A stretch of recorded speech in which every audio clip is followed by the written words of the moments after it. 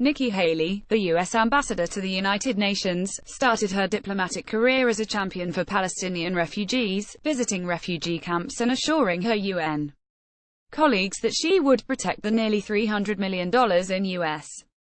funding each year that provides schooling for 500,000 Palestinian children.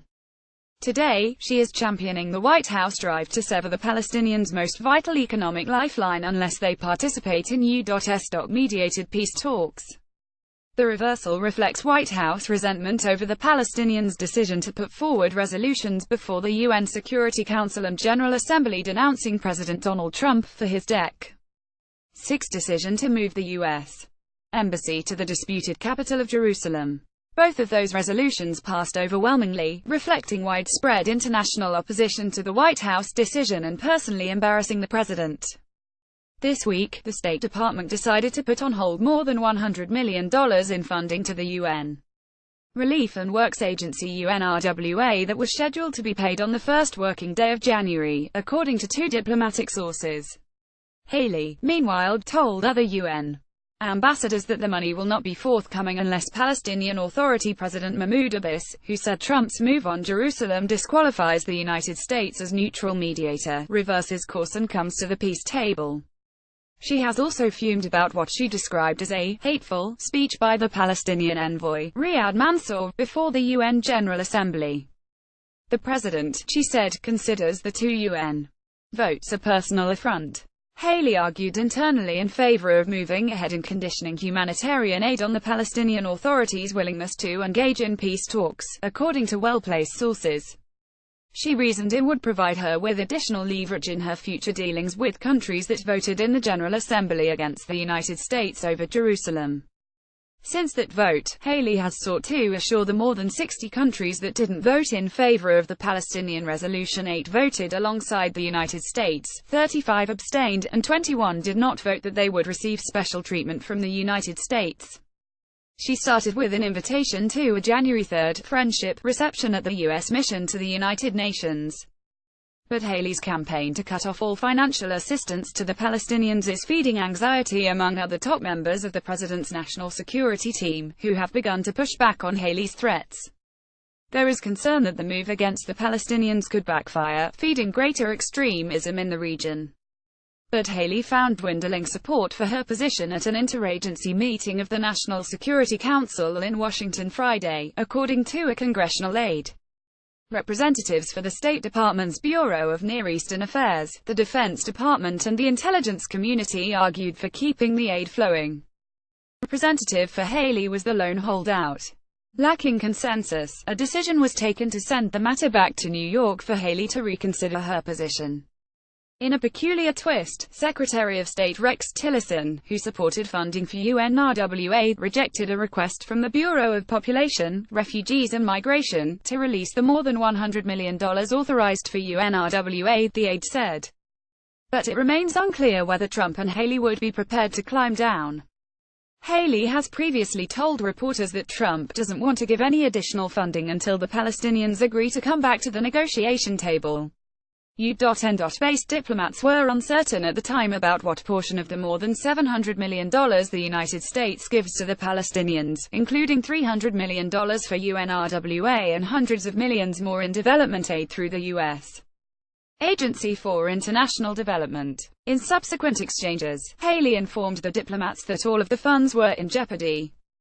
Only this White House would be so cynical and delusional to think, after needlessly inciting the Palestinians' outrage over Jerusalem, that cutting off aid for Palestinian refugees would force the leaders to negotiate a peace agreement, said Sen. Patrick Leahy, the ranking Democrat in the Senate Appropriations Committee. Leahy contends that the Israeli military opposes what he characterized as the White House's short-sighted bullying tactics. UNRWA, he added, has been consistently supported by Democratic and Republican administrations, provides health care, education, and other basic services to vulnerable refugees, men, women, and children, many of them hosted by Jordan and other U.S. allies, whose alternative is joining extremist groups like ISIS. UNRWA was created nearly 70 years ago, after the 1948 Arab-Israeli War, to assist the more than 700,000 Palestinians displaced by the conflict. Today, it provides food, education, and other services for more than 5 million Palestinian refugees in the Gaza Strip, the West Bank, Jordan, Lebanon, and Syria, including a core of more than 30,000 school teachers who serve more than 500,000 children. Last year, Haley assured UNRWA that the United States would maintain current levels of funding for its operations. On August 1, Thomas Shannon, the Undersecretary of State for Political Affairs, wrote to several wealthy donors, including Canada and the Persian Gulf states, and appealed for more than $100 million to meet a gap in the agency's funding. As late as last month, Haley was still touting Washington's support for the agency. On Dec. 18, she cited Washington's generosity to UNRWA in a Security Council speech defending her veto of a Palestinian-backed resolution that called on the White House to rescind its decision to move the U.S. Embassy from Tel Aviv to Jerusalem. The United States, she noted, voluntarily contributes more than 30% of the organization's budget to operate schools and medical facilities throughout the Middle East. I have been to the Palestinian refugee camps the United States supports with their contributions, she said. I have met with men, women, and children. I have advocated on their behalf.